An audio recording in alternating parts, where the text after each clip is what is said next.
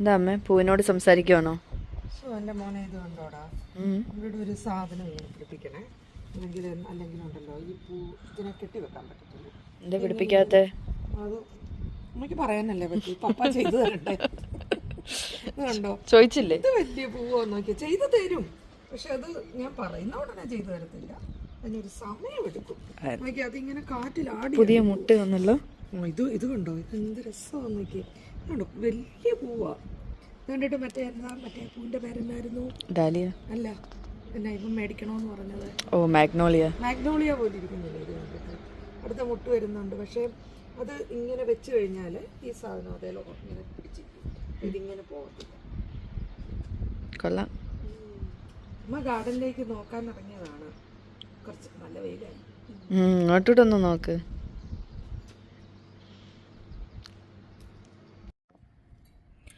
അപ്പോൾ ഇന്നത്തെ നമ്മുടെ ഫോക്കസ് എന്ന് പറയുന്നത് സീറോ കോസ്റ്റിൽ എങ്ങനെ കീടനാശിനിയും വളവും കൊണ്ട് നമ്മുടെ വീട്ടിലേക്ക് ആവശ്യമായ പച്ചക്കറികൾ ഉണ്ടാക്കിയെടുക്കാവുന്നതാണ്. അതാണ് എൻ്റെ ഈ തക്കാളി കൃഷിയിലേക്ക് നോക്കി. തക്കാളി എത്ര ശക്തമായിട്ടാണ് നിൽക്കുന്നത്, അതിൻ്റെ എത്ര ബലവത്തായിട്ടാണ് നിൽക്കുന്നതെന്ന് നോക്കി. നിറയെ പൂവിടാനും തുടങ്ങി. അപ്പം ഇതിന് ഞാൻ ചെയ്യുന്നത് നമ്മുടെ കിച്ചണിൽ നിന്ന് വരുന്ന വേസ്റ്റുകൾ അതുമാത്രം കൊണ്ടാണ് ഇതിന് നമ്മൾ വളവും കീടനാശിനികളും ഒക്കെ ആക്കി ഉണ്ടാക്കിയെടുക്കുന്നത്. ഈ ഇത് കണ്ടോ, ഈ തക്കാളിക്ക് പക്ഷേ വളം കൂടിപ്പോയിട്ടാണോ ഇല ഭയങ്കര വലുതായിട്ട് വലിയ ബ്രാഞ്ച് പോലെ ഇവിടെ നിറഞ്ഞ് തിങ്ങി നിൽക്കുമായിരുന്നു. അപ്പോൾ പൂക്കളുടെ എണ്ണം ഒന്ന് കുറഞ്ഞു. അപ്പം ഞാൻ എന്ത് ചെയ്തെന്ന് വെച്ചാൽ വലിയ ഇലകൾ മൊത്തം വെട്ടിക്കളഞ്ഞു. ഒരൊറ്റ ബക്കറ്റ് ഇലയുണ്ടായിരുന്നു, അത് ഞാൻ വെറുതെ കളഞ്ഞില്ല. അതുകൊണ്ട് ഞാൻ കമ്പോസ്റ്റ് ഉണ്ടാക്കാനായിട്ട് എടുത്തു. അപ്പോൾ അങ്ങനെ നമ്മൾക്ക് എങ്ങനെയാണ് നമ്മുടെ വീട്ടിലെ വേസ്റ്റ് കൊണ്ട് കമ്പോസ്റ്റ് ഉണ്ടാക്കുന്നതെന്നും കീടനാശിനി ഉണ്ടാക്കുന്നതെന്നും ഞാൻ ഇതിനകത്ത് കാണിച്ചു തരാം. അതുപോലെ തന്നെ പോളിനേഷന് വേണ്ടിയിട്ട് ചെയ്യുന്നതാണ്. ഇത് കണ്ടോ, നമ്മുടെ കൊങ്ങിണി. നമ്മുടെ ചങ്ങനാശ്ശേരി ഭാഗത്ത് നമ്മളിതിന് കൊങ്ങിണി എന്ന് പറയും, ചിലരിതിന് ബന്ദിന്നോ മറ്റു പല പേരുകളും പറയും. അതെനിക്ക് അറിഞ്ഞുകൂടാ. ഇങ്ങനെ ചിലരൊക്കെ പറയുന്നത് കേട്ടിട്ടുണ്ട് മറ്റു പല പേരുകൾ, പക്ഷെ നമ്മളിതിനെ കൊങ്ങിണി എന്നാണ് പറയുന്നത്. ആർക്കെങ്കിലും ഇതിൻ്റെ വിത്ത് വേണമെങ്കിൽ ഞാൻ എടുത്ത് തരികയും ചെയ്യാം, ജസ്റ്റ് ഒന്ന് കമൻറ്റ് ചെയ്താൽ മതിയേ. പിന്നെ നോക്കിയാൽ ബീൻസ് എന്ന് പറഞ്ഞാൽ ഇതെനിക്ക് ഒരു എന്താ പറയുന്ന ബ്രോഡ് ബീൻസാണ്. ബ്രോഡ് ബീൻസ് എനിക്ക് വലിയ താല്പര്യമില്ലാത്തതുകൊണ്ട് ഞാൻ അതിനെ ഒന്നും ശ്രദ്ധിച്ചിട്ടില്ല. കുറച്ചൊക്കെ എടുക്കാൻ നിൽപ്പുണ്ട്. പിന്നെ ബീൻസ് നിൽപ്പുണ്ട്, പക്ഷേ എനിക്ക് ഈ ബീൻസ് ഇവിടെ ആർക്കും തന്നെ അത്ര വലിയൊരു പ്രിയമുള്ള ബീൻസല്ല. അപ്പോൾ പിന്നെ അതിനെ വലിയ കെയർ ചെയ്യുന്നില്ല. തക്കാളി ഇങ്ങോട്ട് വളർന്ന് കയറുവാണെങ്കിൽ ബീൻസിനെ ഇങ്ങോട്ട് മാറ്റി അങ്ങ് കൊടുത്തേക്കാമെന്ന് വിചാരിക്കുന്നു. തക്കാളി ആകുമ്പോൾ എല്ലാവർക്കും താല്പര്യമുള്ള സാധനമാണ്. നമ്മുടെ സിൽവർ മീറ്റ്, പിന്നെ എന്താ പറയുക, ബീട്രൂട്ട്, പിന്നെ അണിയൻ. ഇതിൻ്റെ ഈ ഉള്ളിത്തണ്ട് തോരൻ വെക്കാൻ എടുക്കണമെന്ന് വിചാരിക്കുന്നു, കുറേ ഉണ്ടല്ലോ. പിന്നെ ചീര പിന്നെ നിങ്ങളൊക്കെ പല ഇതിലായിട്ട് കണ്ടു മടുത്തിട്ടുണ്ടാവും.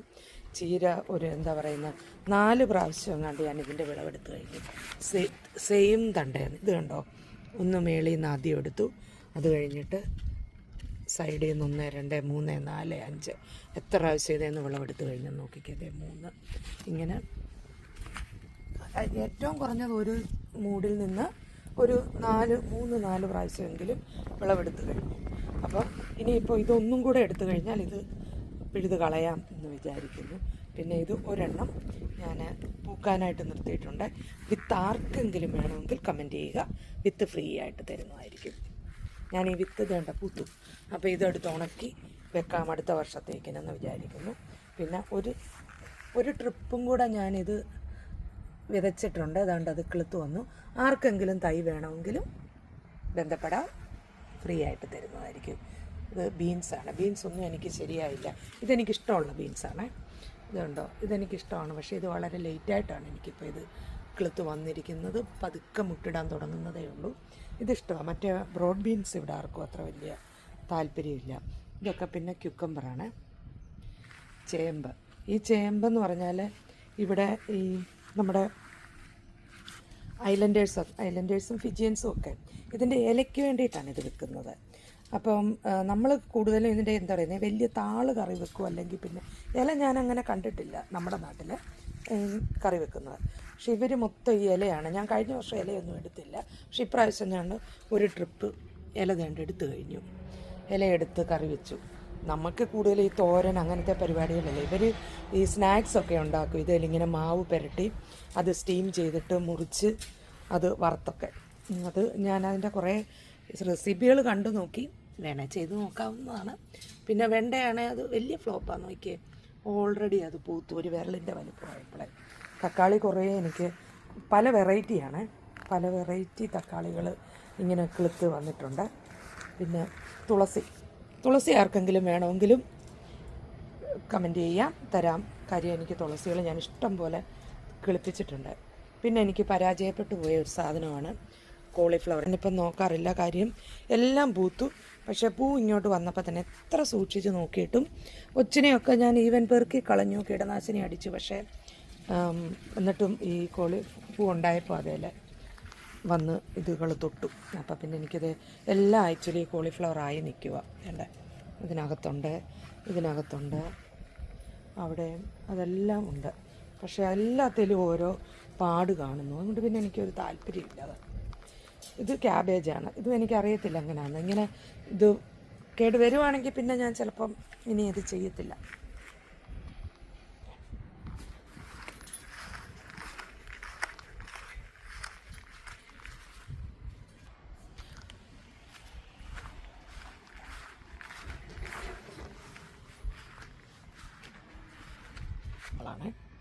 വള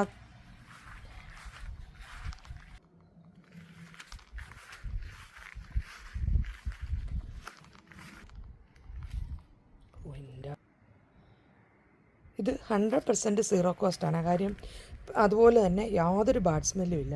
ഇത് ഞങ്ങളുടെ ബെഡ്റൂമിനോട് വളരെ ചേർന്നിരിക്കുന്നതാണ് ഈ ഗാർഡൻ ബെഡ്. അപ്പോൾ ഇതിനകത്ത് എന്തെങ്കിലും മണം ഉണ്ടെങ്കിൽ നമുക്ക് എന്ത് ബുദ്ധിമുട്ടാണ്, റൂമിലിരിക്കാൻ പറ്റത്തില്ല. അതുമല്ല ഈച്ചയും അങ്ങനത്തെ സാധനങ്ങളൊക്കെ ശല്യം ചെയ്യത്തില്ല. നമുക്ക് അറിയാനേ ഇല്ല. ഞാനിവിടെ വരുന്നവരോടൊക്കെ ചോദിക്കും, ഇനി ഞാനിതിനകത്ത് എപ്പോഴും വന്നിട്ടാണോ എന്ന്. അല്ല, അവരെല്ലാവരും പറയും ഒരു മണവും ഇല്ല, ഒരു ബുദ്ധിമുട്ടും തോന്നത്തില്ല. അപ്പം നോക്കി, ഇതെൻ്റെ വളരെ ഫേവറേറ്റ് ആയിട്ടുള്ള ബീൻസാണ്. ഇതിൽ നിന്ന് ബീൻസ് അത് തന്നെയാണ്. ഇപ്പോൾ ഇത് ഞാൻ അടുത്ത ട്രിപ്പ് വെച്ചത്. എനിക്ക് ഈ ബാച്ച് ചെയ്തതൊന്നും ശരിയായില്ല. ഈ ഒരെണ്ണവേ കിളുത്ത് കയറിയുള്ളൂ. അപ്പം ഞാൻ വീണ്ടും നട്ടിരിക്കുവാണ്. സീസൺ തീരുന്നതിന് മുമ്പേ എടുക്കാമെന്നോർത്തോണ്ട്. ഞാൻ വിത്ത് മേടിച്ചാൽ ഞാൻ കിങ് സീഡ്സിൽ നിന്നാണ് വിത്തുകൾ മേടിച്ചത്. അപ്പോൾ മുഴുവനും ഇടത്തില്ല, ഒരു 3-4 എണ്ണം ഇട്ട് നോക്കും. അത് കിളുത്ത് എങ്ങനെയാകുന്നു എന്ന് നോക്കിയിട്ടാണ് പിന്നെ അടുത്തത് ചെയ്യാറ്. പിന്നെ എൻ്റെ ഈ മുളക് തന്നെ എനിക്ക് ഭയങ്കര സന്തോഷമുള്ളൊരു സാധനം. എനിക്ക് ഇന്ന് വരെ മുളകുണ്ടായി കിട്ടിയിട്ടില്ല. പിന്നെ ഇതായി വരുമ്പോഴത്തേക്കിനും സീസണും തീരും. അപ്പം ഞങ്ങൾ ക്വീൻസ് ടൗണിലായിരുന്നപ്പോൾ തണുപ്പ് ഇവിടുത്തേനൊക്കെ പെട്ടെന്നാകുമല്ലോ. വിൻ്ററും എല്ലാം പെട്ടെന്ന് എഫക്റ്റ് ചെയ്യുന്നതുകൊണ്ട് ഇതെല്ലാം പെട്ടെന്ന് തന്നെ ചീഞ്ഞു പോവും. അപ്പം ഇവിടെ കുറച്ച് നാളുകൂടി ഇതിനെ നമുക്ക് പിടിച്ച് നിർത്താം എന്ന് വിചാരിക്കുന്നു. അല്ലെങ്കിൽ പിന്നെ മോൻ പറയുന്ന ഇത് ഗ്രീൻ ഹൗസ് പണിത് തരാമെന്ന്. അങ്ങനെയാണെങ്കിൽ പിന്നെ ഇതിനെയൊക്കെ നമുക്ക് പ്രൊട്ടക്റ്റ് ചെയ്യാൻ പറ്റും. നമ്മുടെ എഗ് പ്ലാന്റ് വേണ്ട, ഞാൻ പറഞ്ഞില്ലേ, എൻ്റെ കോളിഫ്ലവർ ഒന്നും എല്ലാത്തിലും പാടുണ്ട്. ഞാൻ നോക്കുന്നേ ഇല്ല. അത് കാരണം നന്നായിട്ട് നിന്നാലല്ലേ, നമ്മൾ കഷ്ടപ്പെട്ട് ചെയ്തിട്ട് നന്നായിട്ട് നിന്നാലല്ലേ നോക്കാൻ തോന്നും. അപ്പം ഞാൻ അതിനെ ഉപേക്ഷിച്ചു. തക്കാളി നന്നായിട്ട് വരുന്നതുകൊണ്ട് ഞാൻ തക്കാളിയെ കാര്യമായിട്ട് നോക്കുന്നുണ്ട്. പിന്നെ എന്നും വേണ്ട അതിനെ ഉപേക്ഷിച്ചൊന്നുമില്ല കേട്ടോ.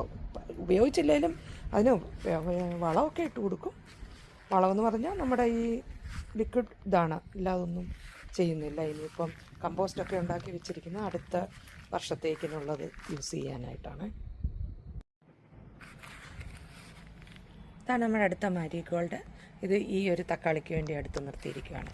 പിന്നെ ഇതാണ് നമ്മൾ വാങ്ങിയിരുന്ന വെജി മിക്സ്. മണ്ണ് നമ്മൾ വാങ്ങിക്കണമല്ലോ. അപ്പോൾ ഇത് 2 സ്കൂപ്പാണ് വാങ്ങിയത്. ഇത് ഒരു ട്രെയിലറിൽ കൊണ്ടുവന്നിറക്കിയതാണ്. അപ്പം 2 ഗാർഡൻ ബെഡ് നമ്മൾ നിറച്ച് കഴിഞ്ഞു. ബാക്കിയുള്ളത് ഇങ്ങനെ വെച്ചിരിക്കുകയാണ്. ഇനി ഇത് നമ്മൾ ആക്ച്വലി ഒരു ഗാർഡൻ ബെഡ് കൂടെ അടിക്കാനായിരുന്നു പ്ലാൻ ചെയ്തിരുന്നത്. അപ്പോൾ ഇത് തീരും. ബാക്കിയുള്ളത് പിന്നെ നമ്മൾ കുറച്ച് എല്ലാം പാക്ക് ചെയ്ത് സേവ് ചെയ്ത് വെക്കണം അടുത്ത വർഷങ്ങളിലേക്ക്. ഇനി ഇപ്പോൾ വാങ്ങേണ്ട വരത്തില്ല. പിന്നെ നമ്മുടെ കമ്പോസ്റ്റ് ഇത് കണ്ടോ, ഈ ബക്കറ്റിൻ്റെ ഈ ഹോൾസ് കണ്ടോ മേളിൽ? ഇത് അടുപ്പിനും ഉണ്ട് ഹോള്, ഇതേപോലെ തന്നെ ബക്കറ്റിനും ഉണ്ട്. എന്നിട്ട് ഇതിൻ്റെ അടിയിൽ വേറൊരു ബക്കറ്റ് കൂടാണ് ഇരിക്കുന്നത്. അപ്പോൾ ഈ മേളത്തെ ബക്കറ്റിൽ നമ്മൾ ഒരു ലെയർ നമ്മുടെ കിച്ചൺ വേസ്റ്റ് ഇടും. അതിൻ്റെ മേളിലൊരല്പം മണ്ണിടും. മണ്ണിട്ടിട്ട് മോര് കലക്കിയതോ അല്ലെങ്കിൽ ഇച്ചിരി കഞ്ഞിവെള്ളമോ അങ്ങനെ എന്തെങ്കിലും ഇതിൻ്റെ മുകളിൽ ഒഴിക്കുക. എന്നിട്ട് വീണ്ടും അടുത്ത ലെയർ ഇടുക. അങ്ങനെ ഒരു ലെയർ ബൈ ലെയറായിട്ട് എനിക്ക് തോന്നുന്നു ഒരു 5-6 ലെയറുണ്ട് അതിനകത്ത്, ഈ ബക്കറ്റിനകത്ത്. എന്നിട്ട് അത് അടച്ചു വെച്ചിരിക്കുകയാണ്. അപ്പോൾ ഈ താഴെ ഇരിക്കുന്ന ബക്കറ്റിന് ഹോളില്ല. അപ്പം ഈ മേളത്തെ ബക്കറ്റിൽ നിന്ന് ജൈവ സ്ലറി ഈ താഴത്തതിലേക്ക് വന്ന് വീഴുമ്പോഴത്തേക്കിനും അതെടുത്തിട്ടാണ്, അതൊരു 2-3 ദിവസം കൂടുമ്പോൾ നമ്മൾ അതെടുത്തിട്ട് ഡൈല്യൂട്ട് ചെയ്തിട്ടാണ് നമ്മുടെ ചെടികൾക്ക് ഒഴിച്ചു കൊടുക്കുന്നത്. ഇത് ഓൾറെഡി നമ്മൾ ഇത്രയും നാളും ജൈവ സ്ലറി നമുക്ക് കിട്ടിയത് ഈ ബക്കറ്റിൽ നിന്നാണ്. ഇത് ഞാൻ ചുമ്മാ ഇതിങ്ങനെ ഇട്ടതാണ്, ഇല കൊണ്ടുവന്നിട്ടതാണ്. അപ്പം ഇതിൽ നിന്നായിരുന്നു ഇത്. എന്നിട്ട് നമ്മളിപ്പം മാറ്റിയതാണ്. ഇനിയിപ്പോൾ ഇത് അടുത്ത വർഷത്തേക്കിന് നമുക്ക് കമ്പോസ്റ്റായിട്ട് എടുക്കാം. അത് കമ്പോസ്റ്റായി നല്ല ഉണങ്ങി പൊടിഞ്ഞിരിക്കും. അതുപോലെ തന്നെ ഇത് ചായച്ചണ്ടിയും നമ്മുടെ മുട്ടത്തോടും കൂടാണ്. ഇതും ഇങ്ങനെ ഉണക്കി ഇട്ടുകൊണ്ടിരുന്നു. ഇനിയിപ്പോൾ ഇതിൻ്റെ ആവശ്യമില്ല, ഇനിയും സീസണൊക്കെ തീരാറായല്ലോ. അപ്പോൾ ഇനി ഇതിനെ എല്ലാം എടുത്ത് ബക്കറ്റിനകത്ത് വെച്ച് അടച്ചു വെക്കും. എന്നിട്ട് നല്ല ഉണങ്ങി പൊടിഞ്ഞിരിക്കുവാണ്. അപ്പോൾ ഇതെല്ലാം ഇനിയിപ്പോൾ നമ്മളെടുത്തിട്ട് അടച്ചു വെക്കും. ഇത് നമ്മുടെ ക്യുക്കമ്പറിലൊരു കായ പെൺപൂവ് ഉണ്ടായിട്ടുണ്ട്. എന്തിയടാ പെൺപൂവിന്?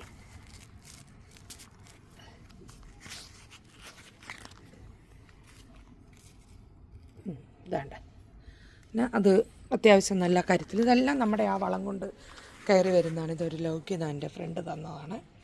അപ്പം ഇതെല്ലാം ക്യുക്കമ്പറാണ്. ഇത് ഉണ്ടായി വരുന്നു. ഞാൻ കാണിച്ചപ്പോൾ അത് കറക്റ്റായിട്ട് വന്നില്ലല്ലേ? അതെ. അപ്പം ഇതൊക്കെയാണ് ഈ ഗാർഡനിൽ നമ്മുടെ സീറോ കോസ്റ്റ് വളത്തിലും വളർന്നു വരുന്ന ചെടികൾ. അപ്പോൾ അത്രയൊക്കെ ഉള്ളൂ ഇന്നത്തെ വീഡിയോ. മറ്റൊരു വീഡിയോയുമായി നമുക്ക് കാണാം. Tata bye bye, see U.